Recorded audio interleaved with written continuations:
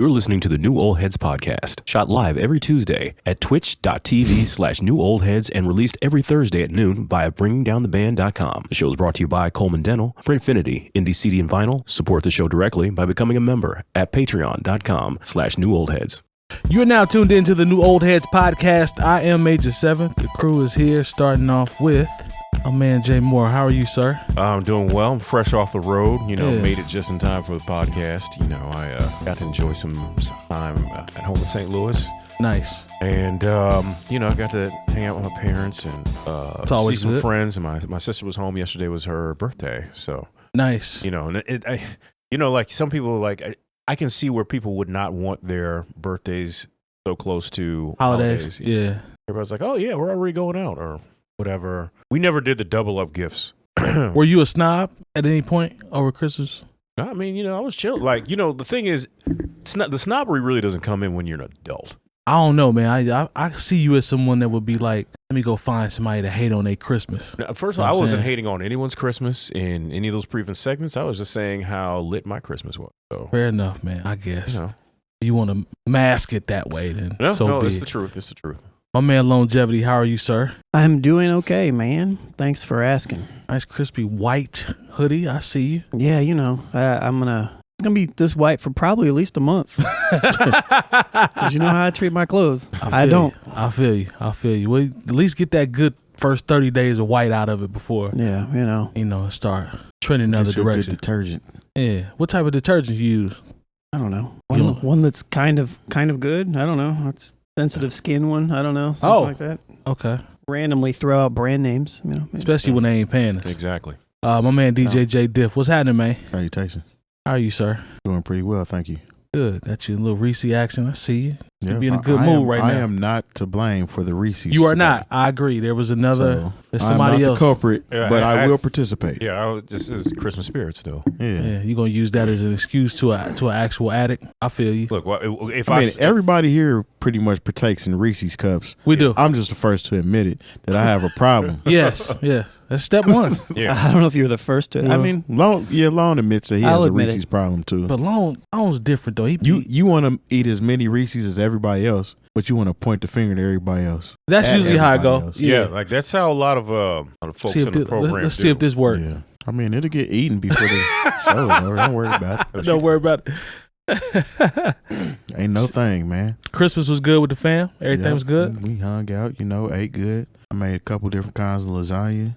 Okay. Oh, you was stunting in the kitchen, huh? I mean, I do a little something. That's what they say. Now, do you because you sound because lasagna is not what people consider to be the traditional Christmas food. But the thing is, I'm one to likes to break from traditions. Me too. I remember one year we just did steaks. Yeah. Oh, okay. Good idea. I actually had that idea too, but I didn't want to buy steaks for everybody. Well, yeah, that too, because depending on who's coming over. Yeah, I'm not buying a steak for everybody. Hey, I don't want no thin steak. Me personally, no, I'm gonna get a steak that got a little thickness to it. Well, yeah, because it's Christmas. You don't want to go. Plus, you can't invite everybody to the crib knowing that it's going to be steaks. Terry got steaks. It'll be 50 people over there. Nah, well, everybody ain't invited. Well, yeah, and everybody. That is true. I mean, everybody ain't going to get steak. Some people, you're going to have to go over here. I don't want no steak. Get a slice of that ham and call Jay it Moore, it's always going to be somebody like, I ain't get a steak. Yeah. Well, I think you would actually be all right with steak if you would use condiments. No. I agree. It would help it go down a little bit. Yep. I really won't. No. It really won't. You can't. You can really get in there and cut that. Do you know how much I have to chew? I have to chew an absolute ridiculous amount to get it to. No, the answer is no. No steak for long. No steak for long. And the thing is I'm perfectly okay with it because I've never even really liked steak. So well, you ain't really missing out then. You straight. See, I didn't like steak. Well, I did, but I didn't know the big deal about it until I got grown and ate a steak how it was supposed to be cooked. Exactly. When I was growing up, I was eating it well done and it tasted well. I teach because I didn't know any better then. I had A1 steak sauce and Heinz 57. But when I start eating a medium well steak, I'm medium. I eat mine medium well. Just when I eat it, just no pink. I don't like pink in mine. I agree with Lone on that one. I'll take a medium joint. Honestly, I'm cool on that. Shout out to I'll take a medium or a medium well. But I'll go to if I go to a good steak restaurant or something, I'll just get the hamburgers. At a good steak restaurant. Because think about it. If the steak is good, the hamburger's imagine how fire. good the hamburger's gonna be fire too. Probably gonna be one of the better hamburgers. I agree with that. I've never asked for one at a steakhouse. Chicken is usually. I've had the chicken at that's actually good logic. Yeah, Ruth's, and it's pretty fire. Yeah, I've had it at Ruth's too. I just, at this point, this last incident that I had, it was just enough for me to be like, and one, I don't even like it anyway, so it was just kind of like, all right, well, no more steak for me. The Flood said he's with you about steak. Steak and eggs for breakfast. That's what Gobernator said. Lasagna got the Christmas colors. Hey man. Well, I made a traditional lasagna, and then I made seafood lasagna. Oh, you was stunting for real when you made the seafood lasagna. Yeah, with it had salmon and shrimp, little spinach, bunch of cheese. You sat back and looked at that one when you was done, didn't you? Yeah, it was pretty too. Yeah, I thought, that's good business right there. I'm a seafood person. So we had some chicken Alfredo. Okay. A salad, breadsticks, garlic bread. There you go. See, that's the kind, because, I mean, like I said, I think maybe we talked about this offline, but, a good friend of the show, Mr. Kinetic, Yes, I asked him, because he's, he gets down in the kitchen as well. Right. And he's like, if I'm cooking for whoever's coming over, I'm cooking what I want to cook. Mm-hmm. So I'm cooking what I want to eat. So I remember I said, I was like, Kinetic, what you doing for Thanksgiving? And I think I'm gonna do a brisket. Yeah. That's what he didn't want, no turkey. Yeah. So and it probably was fire. Yeah. He gets down. Yeah, man. I like cooking, so I can dig it. Y'all see Kendrick was named this generation's greatest rapper by the New York Times. Did they get it right? It's all subjective, but they don't have a time frame, so there's no. I don't see. I was gonna say, what is this generation? Yeah. I would guess when Kendrick first came out with about 2010, Section 80-ish was around 2010-ish. So if we were to go from 2010 to now, right, past 12 years essentially. Yeah, we just say that. They're saying that he's this generation's greatest rapper, and the question is posed. Obviously, what are the thoughts, or who is there somebody that could have replaced him at that? When you take into consideration sales and success and all that, I think it's a safe thing to say. You think this is safe? I mean, like I would. Drake seems safe to me. No, Drake. Not really. No, because he's not a substance rapper. Kendrick is a substance rapper. Because you can say, "Oh, I think Kendrick is," and you can, even if you don't actually pay attention to his content, you can say, "Yes, I'm a little bit deeper than what."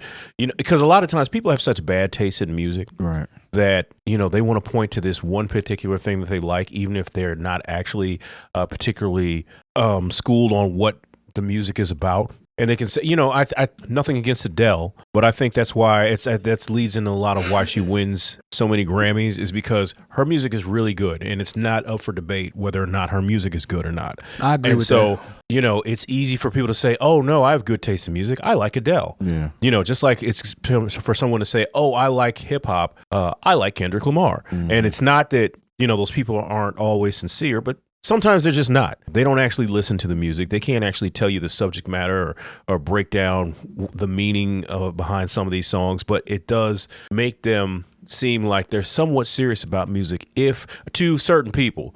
Now, to me, I'd be like, well, what about so-and-so? Or what, did you listen to this album? What about, what did you think about Freddie Gibbs' last 3 releases? They don't even know who he is. And you're like, and they'd be like, Freddie Gibbs? You know what I'm saying? And so I think that's where we are a lot of times with mainstream outlets, lauding somebody who does deserve the critical acclaim that they get, but a lot of times it's like, it's just like now, what if Kendrick is going to sweep all those Grammys? It just is what it is. When the Grammys come around, I guess in a couple months, he's going to win partially because the Grammys are still trying to make up for the fact that they gave Macklemore the Grammy over Kendrick. Right.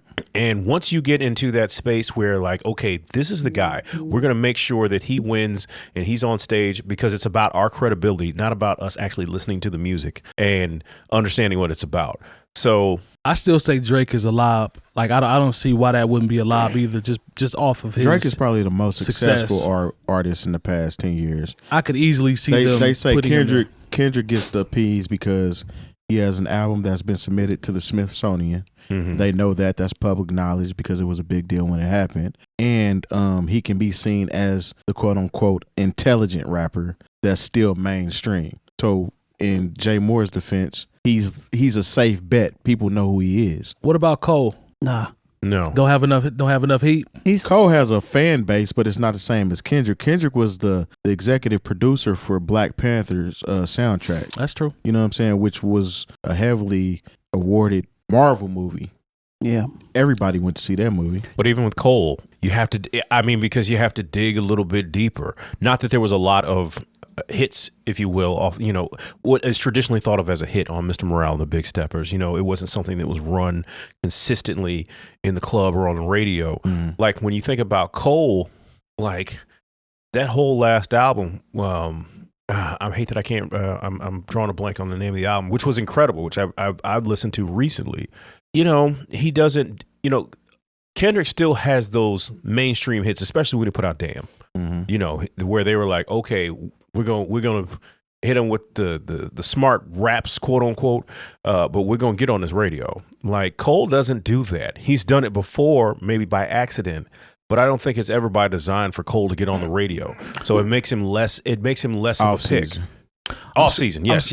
I'm scrolling through the comments. Like everybody talked about how great the off season was. I don't think there was one single on there that made the radio. There wasn't, I don't believe. Well, no, there was.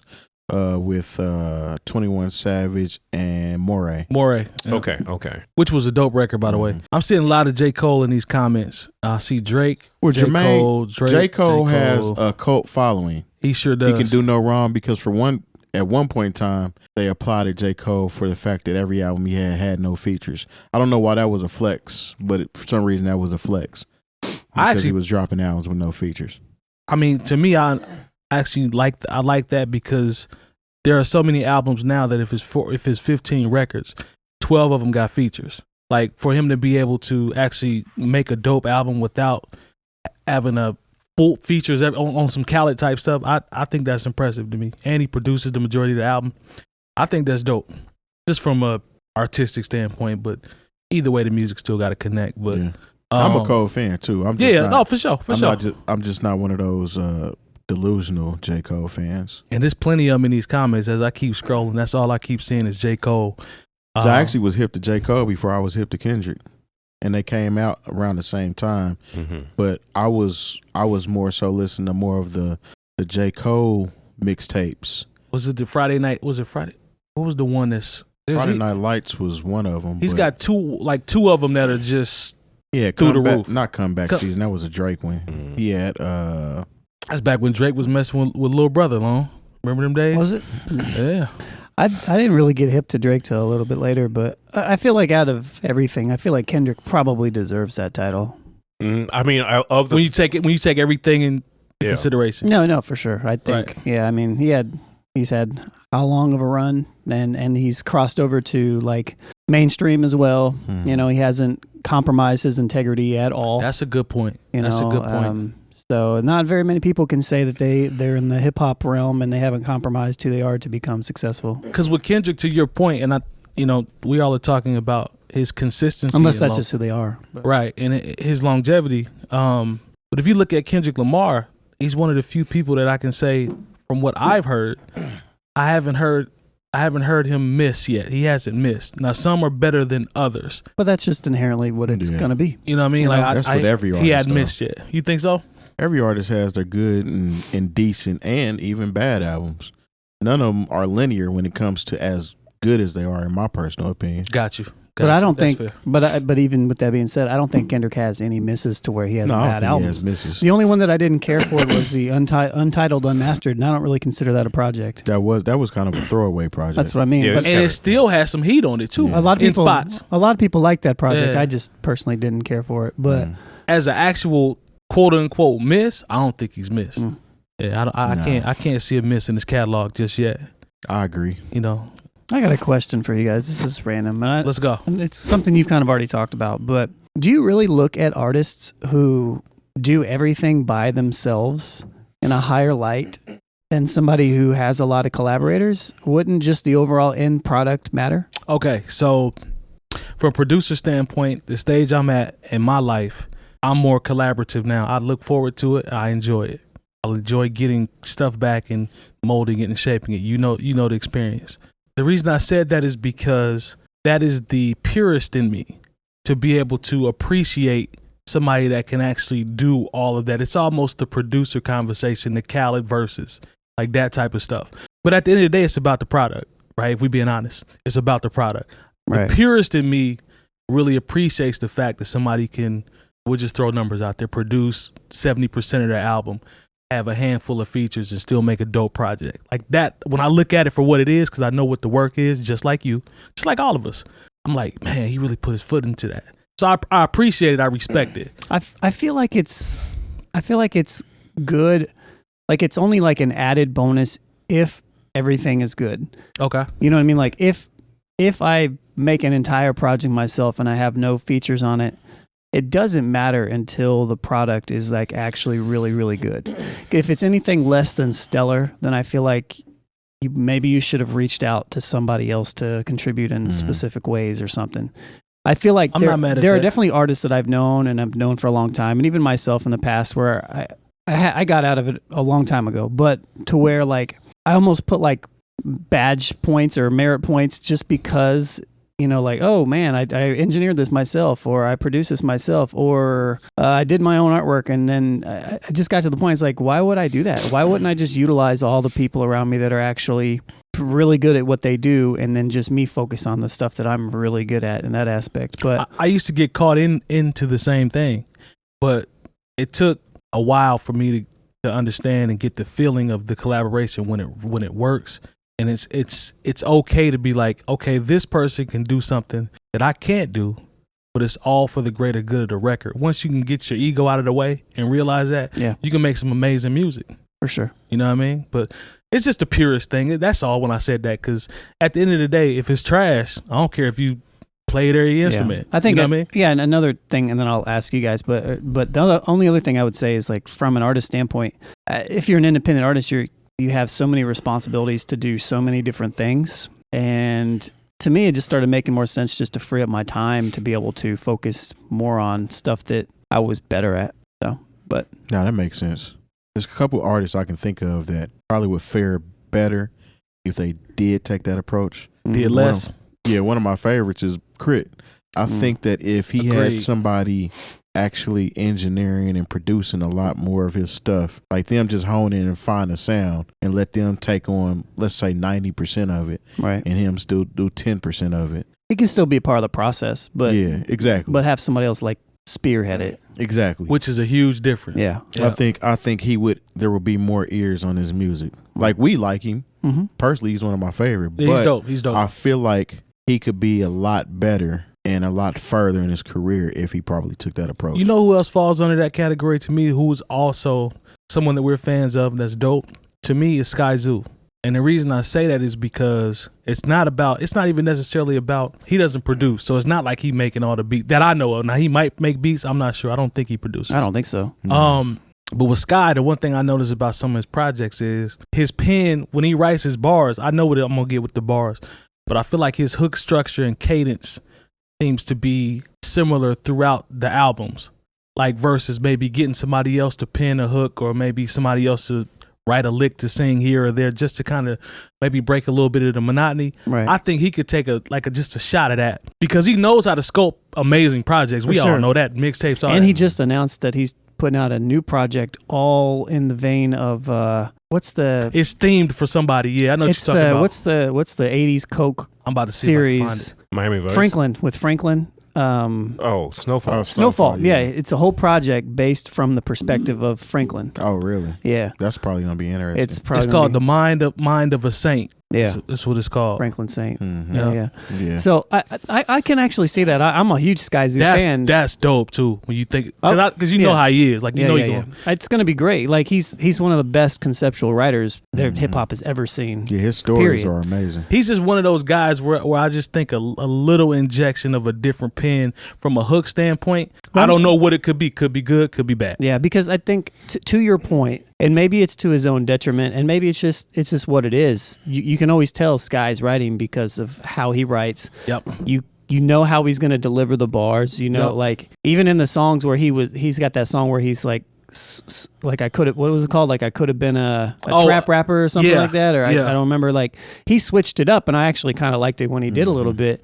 But in general, it can like listening to an entire 𝐀𝐄𝐄 project. If you're already familiar with this work, like if you're already a fan, you kind of know what you're going to get every time. And I think maybe breaking that up a little bit maybe would be a little bit better. I mean, so I can see that. And we're talking minor for sure adjustments because he's so great at what he does, and I always listen to him for him. I know the bars is going to be there. I know he's going to have entendres. I can't wait till he doesn't drop duds. I can't wait till you watch The Wire too. Oh yeah, why y'all keep putting me on like blast, all this man? stuff that is surrounding The Wire because it would make so much more sense. Here's why I always say that, because I've seen The Wire all the way through like 3 or 4 times, right? And I catch all the Wire references. You haven't seen them, and you still like all of 𝐀𝐄𝐄's work. I do. So it's going to be that much colder when I go back. When you can actually catch all of the multiple entendres that he has going on, like it's going to be even more crazy. So that's on my next list to binge watch. So y'all know you need to come on. I ran through Game of Thrones, which was fire. So now I'm gonna shift it over to even the What We Do video will make more sense. I mean, half the people in there. Oh, there we go. Hey, did we get a raid? Welcome, Harvey Dent. DJ Harvey Dent. And the crazy thing about saying this is like I'm such a 𝐀𝐄𝐄 fan. Like even being any critical at all of him even just feels bad. It feels weird because I'm actually like we're really fans of dude. Like I would still be fine if he didn't switch anything up, but I can see that. Just an observation, I can see that because who knows what might happen. It's just like with Crit. Like if Crit just step back a little bit, who knows what might happen? Yeah, you know. I look honestly. You know, you guys make art. I'm 100% a consumer of art, and whatever. If the end result is something that I enjoy, like I don't care. You gonna hit with the loan? I don't care. We have a new emote. I think it's in here. I think it's an I don't care emote. Yeah. So, quite honest, because think about someone like Prince who goes in, writes, produces, plays all the instruments. Love those Prince records. The nerd in me loves that, by the way. But you know, it doesn't make me like Michael Jackson's records any less because Rod Temperton and Quincy Jones. And, that's true. And Stevie Wonder with Off the Wall. Like he's had so many collaborators, people who he's gone in and bounced ideas off of to create that magic. At the end of the day, how it makes me feel when I'm just listening to it in my earphones or out on the dance floor, with the pretty girls, like that. I don't care. I really don't care. The thing about Prince, though, and I actually thought about that, and composers like him, like even Stevie Wonder. Oh man, these type of artists, I think they're in a whole different realm because let's say they were taught how to play instruments and compose before they were writing songs. True. You know what I'm saying? So they kind of had time to master that. Yeah. And then they talk about how much stuff is away in Prince's vault that we'll never hear. So he probably did a whole lot of experimentation. Then he had like people like Jimmy Jam and Terry Lewis. They can come in and kind of listen to his stuff and say you should do it this way, that way. Not necessarily them composing it, but bouncing it off of their ears, and then him releasing it to the public. How did he work with Morris in the time? Was it like he wrote for the time? He wrote and produced all those songs for Morris Day and the Time. Okay, so and they got some heat too on the low. But they're all from the same. Right. Yeah, they all grew up in bands, around Minneapolis. I just wasn't sure like what his. But like because if you listen to it. Literally, there are versions of those Morris Day and the Time songs that have been released that just have Prince singing on them. Yeah. Yeah. I mean, 777-9311 sounds like a Prince song. And the thing is, he would put other aliases down. Yep. Because, at that time, radio programmers would, they'd feel some type of way about a particular sound saturating the radio because, at one point you might mess around and hear 3 songs produced and written by Prince in a row. Yeah. Just, Prince, you'd hear Morris Day. You'll hear Sheila E. You'll hear not Climax. You'll Vanity 6. So all those records out at the same time, and instead of them just saying, "Oh, we can only work this one record," by this one artist, he's like, "Okay, I'm going to put my music out under all these different artists, and you're still going to play it." Yeah, and then he had a whole band situation with the New Power Generation. So he was composing, but they were actually playing. You know what I'm saying? So I mean, that's how it was with the Revolution with Dr. Fink. That's true. Wendy and Lisa, the whole crew. I mean, at the end of the day, I guess we can all agree on the consensus is the product dope or not? Yeah. You know what I'm saying? And it's harder for me to apply that to the producer conversation because I'm so attached to it as well. Because at the end of the day, people will say, well, it's the number one album. Well, it's the number one album. And I'm like, yeah, it's the number one album, but some smoke and mirrors in there too that kind of. But once again, the smoke and mirrors, that's you from a creative standpoint. It is. I agree, but I admit that though. But when people, like I said, but like the end result, do people enjoy it? Do they dance? Do they groove to it? Yeah. It doesn't matter. Like, just like, remember, it was I can't remember the songwriter, where she acted like she didn't know how splits work and sampling worked when it was kind of talk about Beyonce. Oh gosh, I should know her. The writer? Keyless or Kellis? No. Khalees. Not Diane Warren. I can't remember. I always butcher her name. A lot of songs. Hey, Jay Boy, he talking about old man 𝐀𝐿𝐴 and hold on, Juice. Khalees. Man. Khalees. I always mess up Khalees's name and Khaled's name. Those are the two I always mess up. Shout out to old man 𝐀𝐿𝐴. They did him wrong. But because people, they'll go in. At least I asked. And their criticism of Beyonce will be like, well, look at all these songwriters and look at these, all this, that, and the third. Have you looked at Adele's? And you know what? Nobody cares. Nah. When the end result is you turn those songs on and people rush to the dance floor and they play them over and over and they enjoy them, and this is a soundtrack to the good times in their lives. Yeah. They do not care like you think. As a creator, I can see where it would be frustrating, but as a consumer, you got to understand people do not care. Even as a DJ, you have your DJ purists. I just don't care. I don't care. That want to go in and they do a lot of extra stuff and it's dope. Yeah. But the only people that's really checking for that are DJs. Other DJs, yeah. Like, you can go in there and play a dope set and you could have flipped it, smacked it, rubbed it down, whatever. And nobody's paying attention to it but the DJs. Everybody there, all they care about is how it's mixed and what songs you're playing and the transitions. That's pretty much it. I will say this from a consumer, because I don't DJ, so I can remove myself from this one. I prefer a DJ that can consistently rock a party versus I didn't come for all the rest of the stuff that you're talking about. Now, that's dope in its own setting. That's most people, though. But I want to hear, like you said, I just want to hear a dope set. That's what I came for.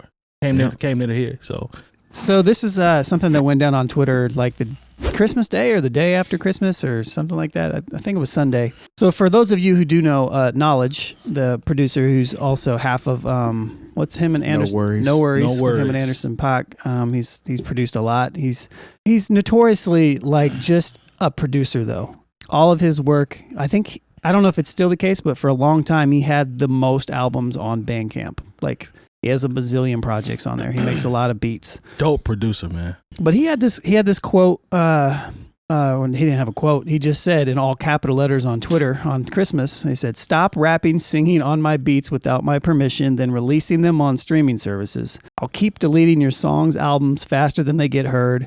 You're getting my own music created on my own stream flagged. Stop disrespecting my work and time." All in all, this is.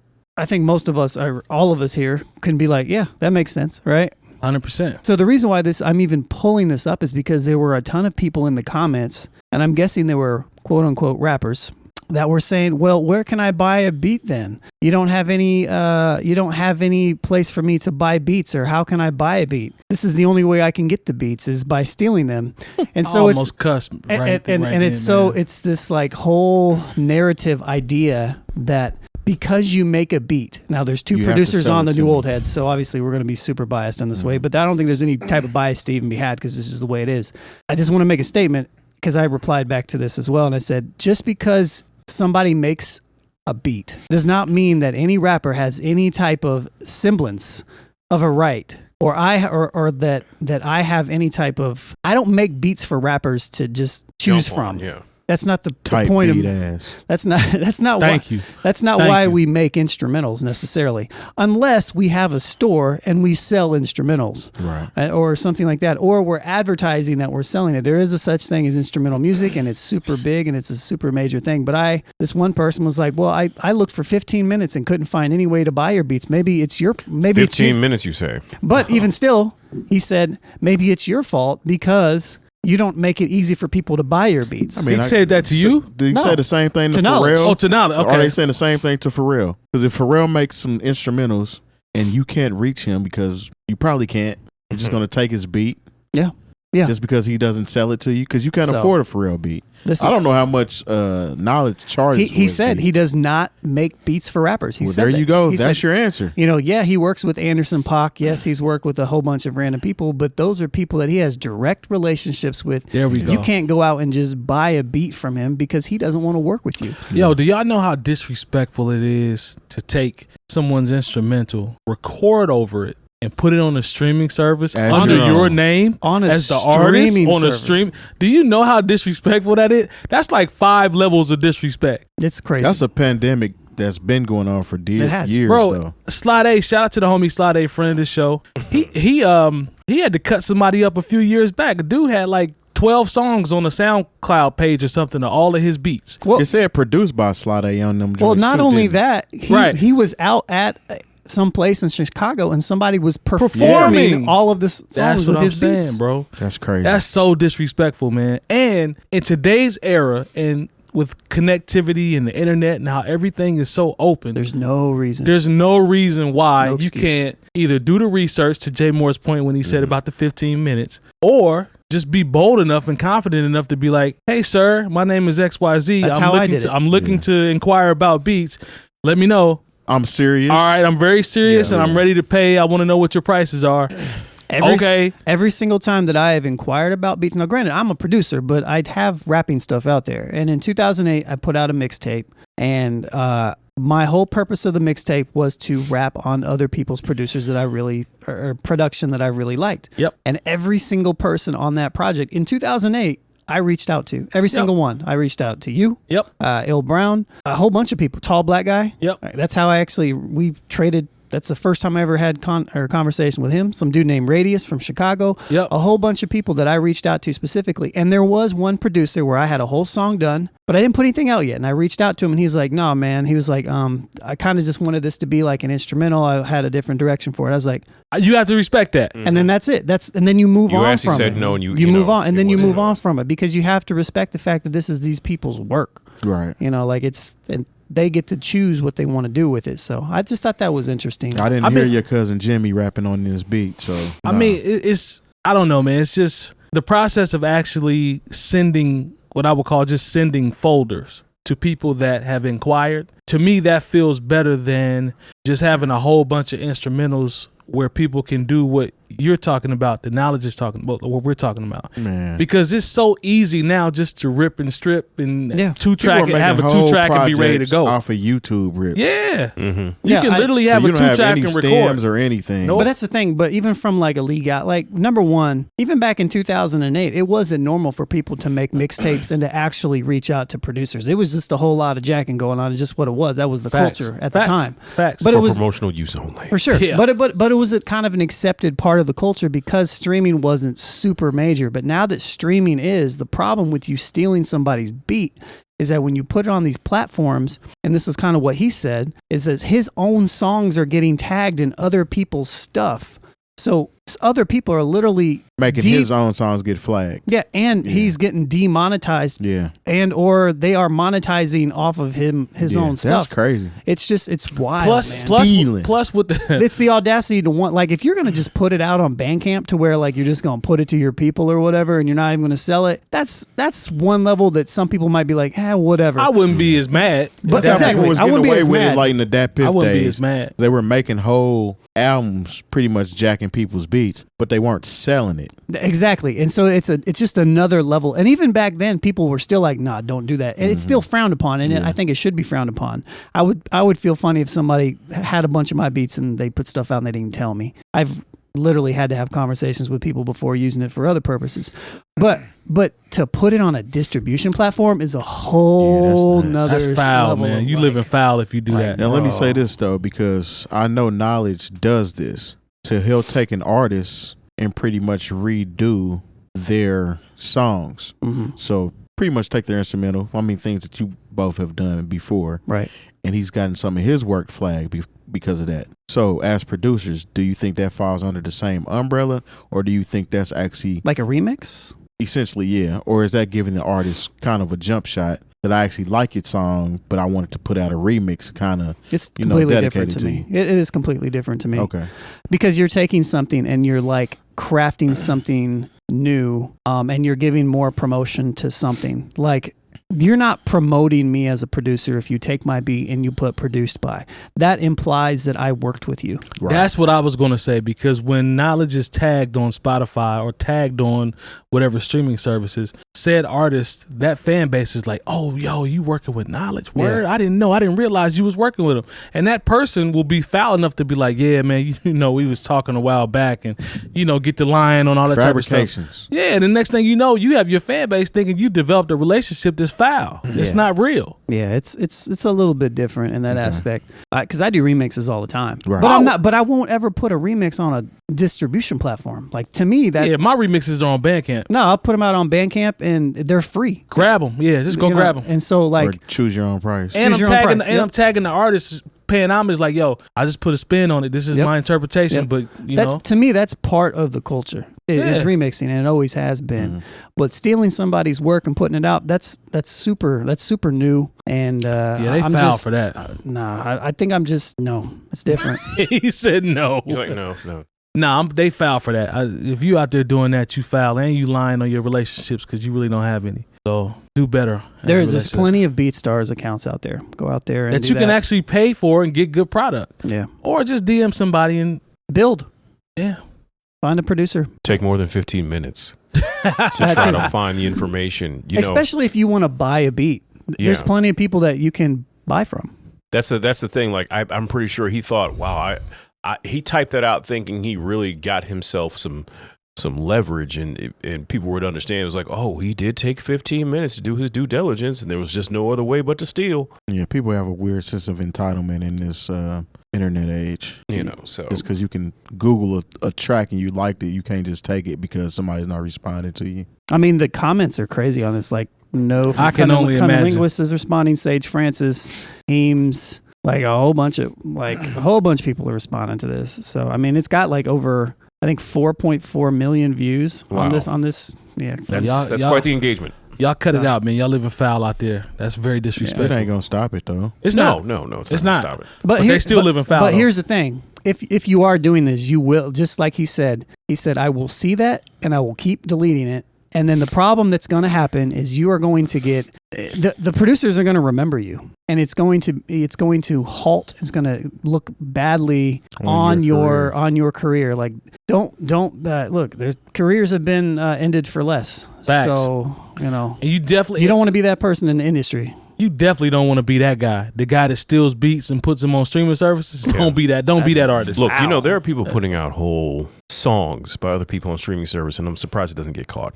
True. Yep. I'll never forget, like, but the first mixtape I put out, to show you how long ago it was, because people are like, you did mixtapes? Yeah, I did.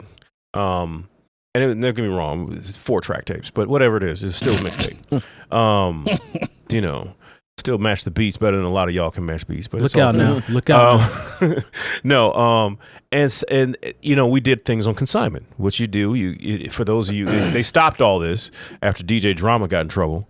Boy, did he ever. And so what we would do is we would go in and we'd say, okay, I want to sell my CD for this. How much do you want per CD? I was like, I want to make $10 a CD, which sounds crazy for somebody just walking in off the street. I was Master like, P. But what I would do, and they'd sell it for $12.99. And DJ Spanish Fly.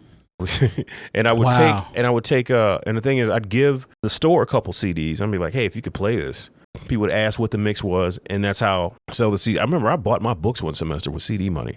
Oh, you was out here. But then there was one dude who would just download all the like the slide records, like whatever the line dance record. He'd burn them to CD, put a little cheap cover on it, and sell it at the same place. And it was selling. Yeah, no mixing, no trying to put a actual list together and blend these records together. The songs would come on, they would fade out. The next song would come on. This was during the Wild West of I ain't mad at it. Wire. I remember there was a lot of people doing that. I knew people that would actually take DJ Gus CDs. Oh, that's and nasty. dub them and put their own cover on there and sell them. That's my dude terrible. literally says DJ Gus in the and mix. Everybody probably knew it was DJ Gus's mix. So for somebody to be that savage to make their own version of something that everybody know, I walked into a happy hour one time, and the DJ was playing one of my mixtapes. Yeah, I've been with the drops in it. I've been at a party where somebody was playing a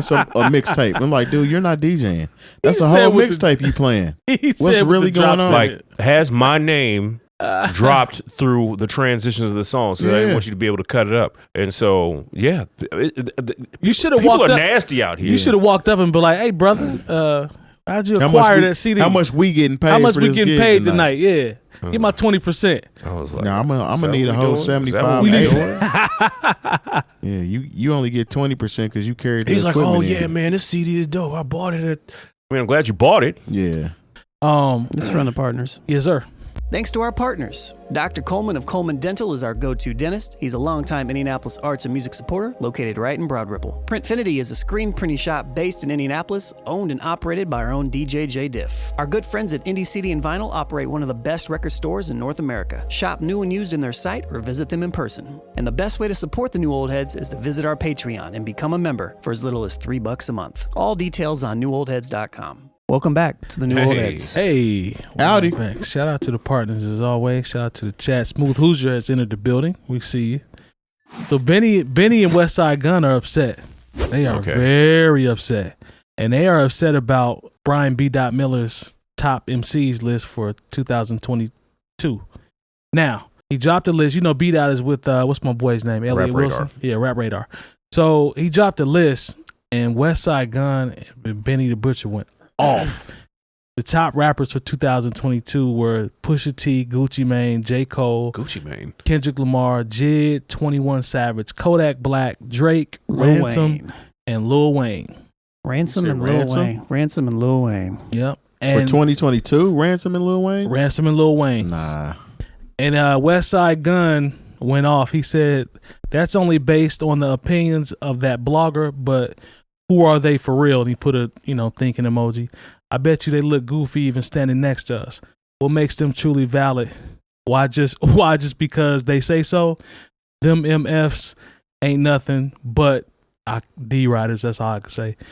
And they're living with cheap pay. So he's very upset. 2022 top rappers. I think we could adjust a handful of those names because Benny has been very consistent from a rap standpoint. What did Lil Wayne do this year? That's a good question. Features. He ain't dropped no album. What was how many projects has Benny he dropped? He ain't dropped no album. He ain't dropped no what? Album.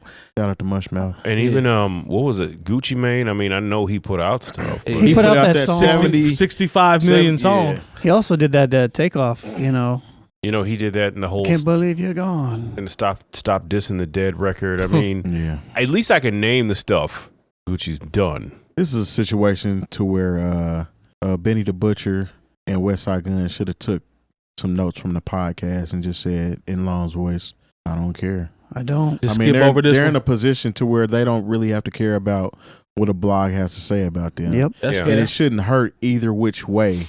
And you shouldn't give him any clout for leaving you off the list. So I think part of this reason to why it's even a thing and why they even responded is because apparently there's some sort of history there with one of B-Dot's peoples and with Benny. I think it's Benny or something like that. And I don't know what There's something was. on the back channels that goes with it. Yeah. For Benny and Westside Gunn to both reply, it just feels like there's something He said else he there. must be eating crack. Not smoking it, but eating crack. Eating the crack. You eating crack. Life is not going according to plan. Not going well at all. You eating it and smoking it? Yeah. I like the idea of them being, I guess, quote unquote, bigger than that because everybody knows they can rap. So we know that. When you look at the list, I guess as an artist from a competitive standpoint, you're like, man, why weren't we in there? Was Freddie Gibbs on the list? That's exactly what I was about to say. Freddie should have been on there. Yeah. Sorry, but what is this list? He would have really been mad if Freddie was on there and he wasn't. Yeah, I might have cried in the car. Mm-hmm. Might. I don't know. As somebody who's made lists and been on lists and not been on lists, lists And don't. had people hitting you up because they wasn't on that Yes, list. Yeah. Lists do not matter, man. They don't matter. It's another thing that's at the end of the day is subjective, like that person's All the way list. subjective. But like Lone said though, there are some underlying things that's going on between them. I think which may have gone into this. It could be fair to say, I think that's part of it. Some of these names, I'm just like Jay Moore said, what Wayne dropped this year? I don't know. Features. I mean, he was good on his features, but Oh, still, yeah, he's always good. That doesn't give him best rapper of 2022. Not 21 Savage. How you gonna put him over people who've released entire projects? 21 Savage. I fool with Jiz's album. That album was cold. I don't know about top, but I can make Ransom is dope. I can make a case for 21 Savage, but I don't even remember who else. Did you say Kendrick? Yeah, Kendrick, J. Cole, Gucci Mane, Pusha T. But J. Cole didn't drop an album. But this J. year. Cole's album's last year. 21 Savage, Kodak Black, Drake, Ransom, and Wayne. Nah, and Drake didn't even put out a good project. So I don't know. I don't. Yeah. This is not like a. This is a very industry list. Very super industry, super safe. Very safe. But it's not even safe because it's dumb.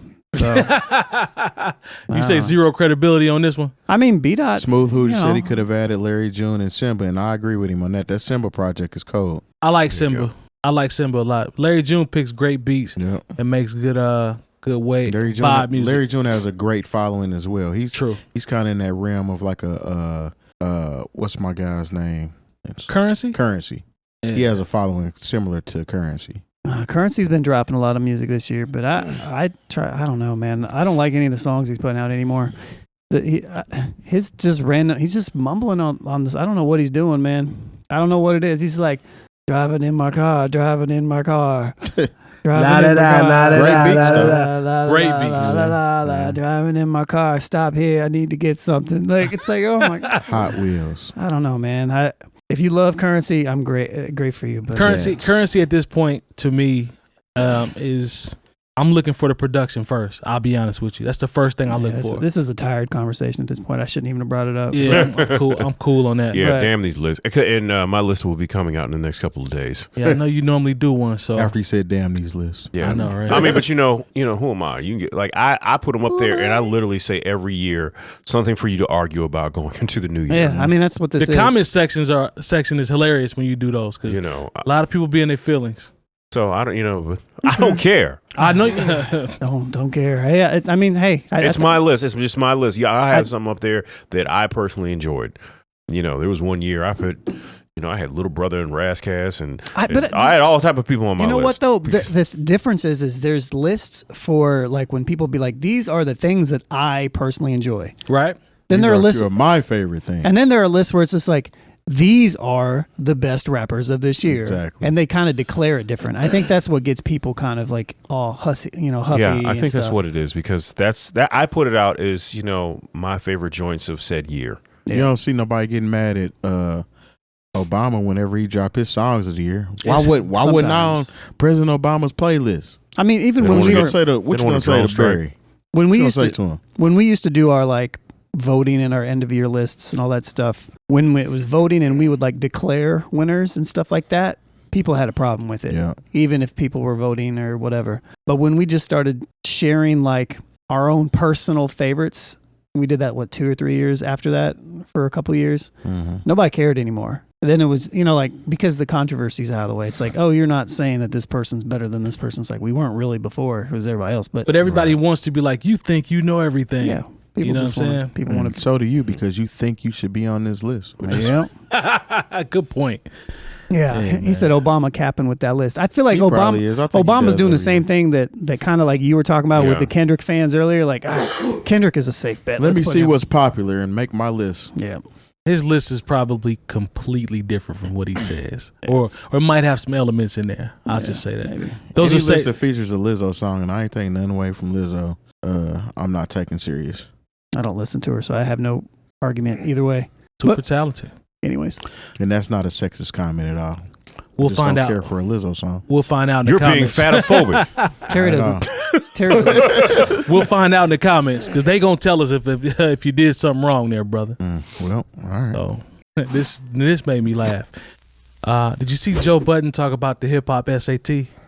Yeah, that sounds ignorant. Is that ignorant? I didn't even know nothing about it, but does that sound ignorant already? Absolutely. I don't even know nothing about it. Terry, he thinks there should be a test for all rappers. Why? No, so that's ignorant. I had to find it. Sorry. Yeah. He says some of them need to be able to answer certain questions, like how to hold a microphone. There's some basics. There's some basics that you need to know. There's facts to that. Yeah. You know, recording over performing over your There's facts songs, to that too. Those types of things. He's talking about how A&Rs now don't even care about singing. They just they judge the music based off the IG following. Like things of that nature. That's a fact, but that doesn't merit a test.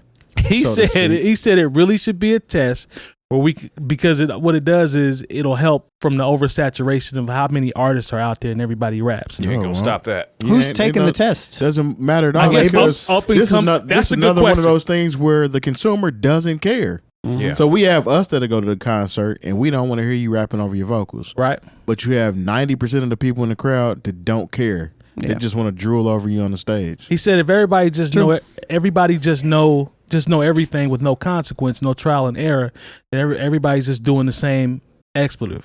No. And then you're muddying up the waters, is what he said. The water is past muddy. Oh, it's very dark right now. It's the Mississippi River. Look, at one point when I saw, rap SAT, I thought he was going to be like, all right, what is the difference between J-Quan and Raekwon? That's what I'm thinking. You know what I'm saying? saying? The SAT test. But this is some of the stuff that's more like standards. Some of the stuff that I read off and some of the stuff that we talked about, Lone, I heard you say, well, that is true. Well, I can see that. Well, that is true. Right. So are you not per se an actual test, but does he have some points as to some of the things that could be changed, like with up and coming rappers or prospective rappers? It doesn't matter because I don't care. Nobody's going to follow that. Yeah, exactly. so why even put any stock in? That's the way I look at it. I mean, does he care too much? Is he caring too much? Is Joe Budden caring too much? I mean, you can say it if he is. Does he care too much about hip hop? Is he serious about this? I think he is, bro. Like I think. Don't know. He could have been a little. Now it could have been some trolling too, but I think he might be serious on this one, bro. Well, there's number one. There's no way to administer an SAT, or let's stop calling it SAT test. There's no way to standardized test. Yeah, there's no way to. There's no way to put this type of control in place before people get into the industry because everything is.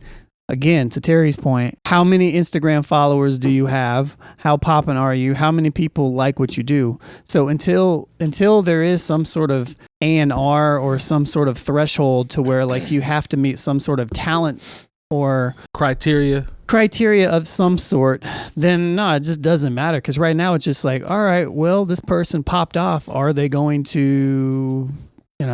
they're a good bet. So let's put some money behind them. Yeah, imagine somebody getting on and then they have to take their SAT test and they fail. And be like, oh, well, I guess we got to take all your stuff off of streaming services now because you flunked your test. You can't be a hip hop artist. Maybe Joe Budden's talking about starting a hip hop union, and if he's doing that, then maybe there's some cool stuff to it. I think he might be trying to go that way. Is this real? I thought this was just a joke from him. No, he said this on his podcast. I know he said it on his podcast, but you talking about the concept? The concept, he thinks rappers should take a hip hop SAT test. Is he being serious or is he said trolling? We need like a hip hop board to approve certain things. No, man. That's what he said. We can't have that, but this is what we can have, and I'm going to put this out to the public. You see, we got away from somewhere along the line booing people off of stage. So Smooth, literally in the comments. Well, the start of Joe Budden's podcast says he isn't serious. So, so he's not. I thought. I am serious. We need to get back to booing people off the stage.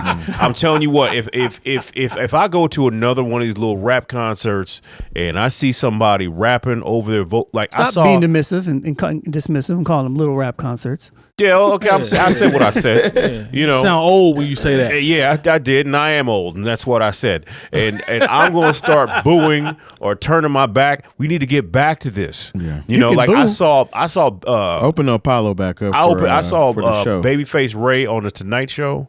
And okay, I guess I get it when you get to the hook, and maybe the hook is some sing-songy stuff. But then when it gets back into your rhymes, you're supposed to be rhyming, and he's just up there putting on the hits on national TV. Oh, yeah. So if I was at that studio, I'd have been like, boo, and they'd be like, why are you booing? It'd be like, he need to get better. That's what Melly Mel and them did. Public Enemy, Chuck D said, Melly Mel used to just show up in spots and start booing people. And you know what? And Chuck D was like, well, what did y'all do?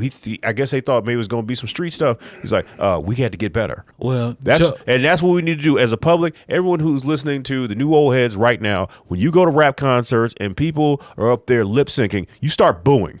I'm 100% with that. I know Lou was gonna say. I know you. That's the problem. We stop booing people off a stage. But what I will say is, people stop. Because Joe made some good points in the midst of his trolling. Great people at these little ass concerts. True. True. People stop caring, unfortunately, and that's one of the things I think people should care about. Kids are too sensitive. The majority just outweighs the people that care about that type stuff or something. It's unfortunate. You paid your money. But Joe made good points in the midst of his trolling, though. He made some good points in the midst of his trolling. I from what he said, if he was trolling, he dropped some game in between there. Well, yeah, they don't boo you until something happens that the masses don't agree with. Now all of a sudden we have to boo you for that. They don't boo you off of. That's the thing. We're not booing people for the right reason. Yeah, they ain't booing for talent. They booing for because somebody's feelings. He said they ain't booing. Well, for because talent. people don't want to be labeled as haters. Right. That's the big part of it. Too. I have no problem with that. I will boo. Yeah. Label me a hater. Have me to your concert. Look, but the thing is it hate that you're displeased? I wouldn't say that the concert though. Is that hate? Look, no, I don't think it's hate. I want you to do better. Okay. I mean, I told this to somebody who had a couple records, and someone associated with them asked me, "What'd you think of the show?" I said they need to learn the words of the song. Ooh, that's tough. But the next time I saw them, they knew the words of them songs. Maybe they listen. If I'd have known, I don't know, But for most people, I don't have that access, so I'm just going to start booing. Yeah, you boo the teams when they suck. You don't boo these artists when they suck.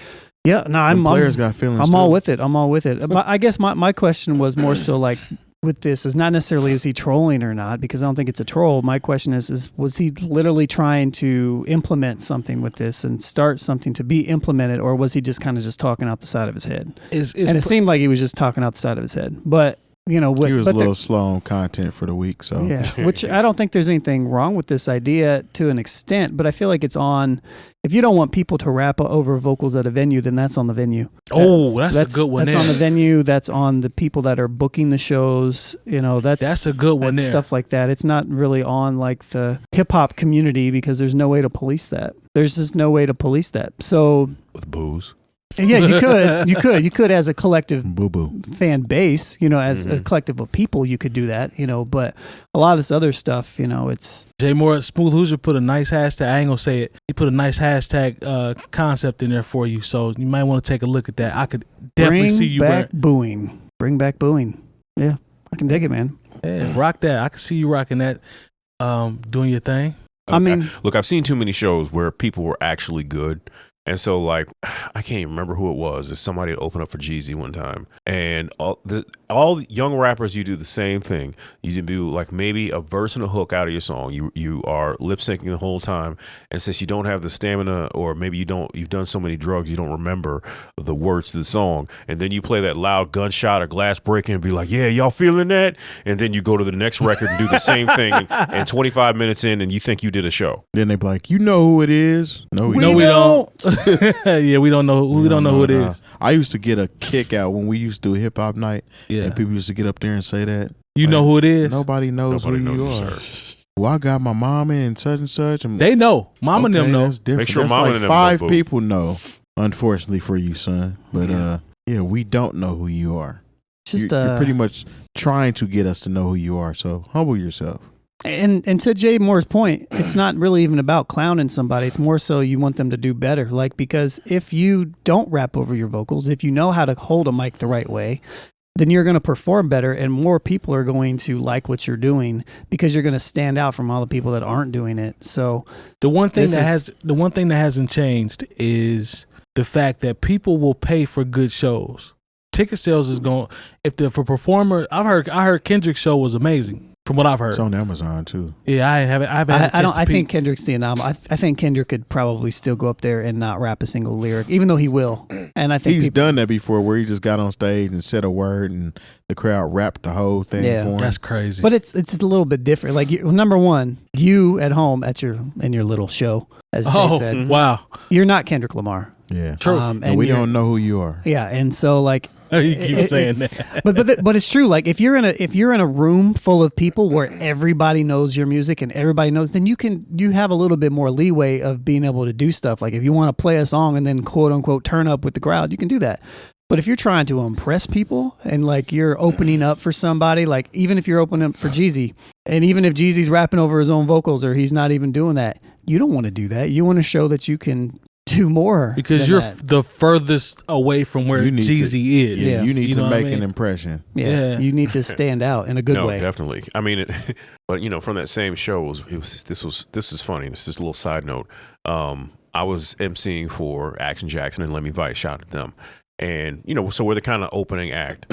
And at one point, one of Jeezy's people pulls us to the side and says, don't play any Gucci Mane records, man." And if it would have been anybody else, I'd be like, man, whatever. You don't tell us what to do, but I do not need those type of street problems in my life at all. Real.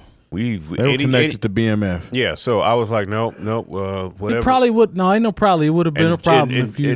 Gucci had a couple. He was on some features right about then, but we made sure to take them all the way out of rotation. Let's not you can talk about me if you want to, but once again, I am not involved. I'm a civilian, and I did not. That's actually I wanted to get my sense. money at the end of the That's night. actually good sense. Yeah, actually, that's smart. You don't. That's a good choice. Yeah, you don't want one of those type of things to happen to you. Yeah. So. All right.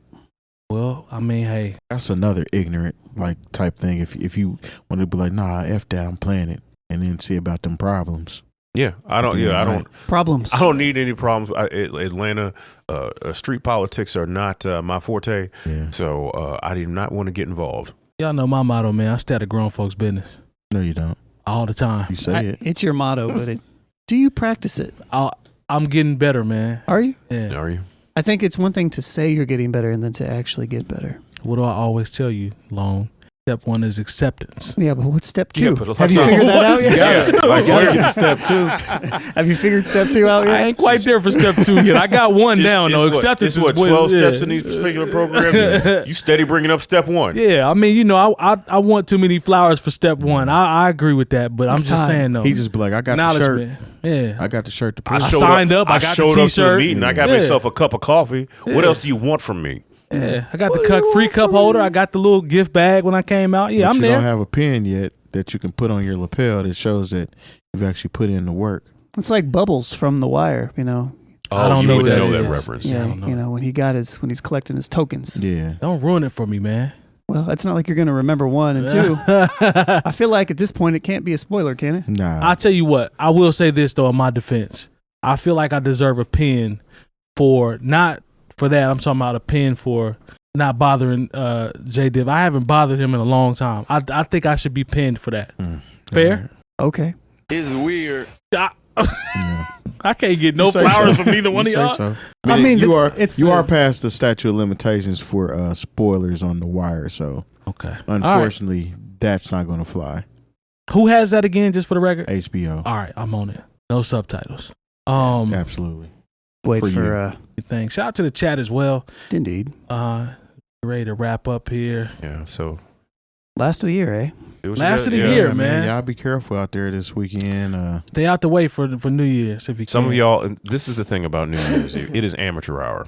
Yeah, because there are a lot of people who never go out and they feel like this is the time. You don't know how that Casamigos or whatever it is that you're going to be drinking is going to hit you. Yeah, you've been listening to it in rap songs all year and you just decided to go out today. Tough. And then you feel like, they was looking at me, and that's why you wind up in jail spending the first day of the year. There's going to be some people locked up. It's going to be some people out in the club off that Taylor Port. They don't sell it in the bar, but they're going to sip it in the car and get in there and act a fool. Come in the club off the acting Taylor fool. Port because that ain't nothing that to be playing around with. Oh, well. It's a cheaper liquor, and it's one of them things that'll do the thing, and well, it'll do the thing. It'll do the thing. Yeah. No, but none of that. for real real, quick, like be safe. Get it. Do the ride share thing. Be smart. Yeah, hang out with a friend who doesn't drink. Yeah, and let them drive. Yeah, designated driver. If you're that's in the hood, way. make sure you take cover as soon as they start shooting. Yeah, those are not fireworks. No, those are guns, and some of them semi-automatic. Street sweepers, even in the air, has to come down. So, yeah, take cover. Yep, sounds good to me. As always, Knwxledge.com, all the education you need this year. If you see it, like it, subscribe, Patreon, all that good stuff. We really appreciate the support, and we'll see y'all next week. We'll see you next year. Sure. All right, y'all. Peace. In a minute. Peace. We'll see you next year. See you next year. I got you right there, buddy.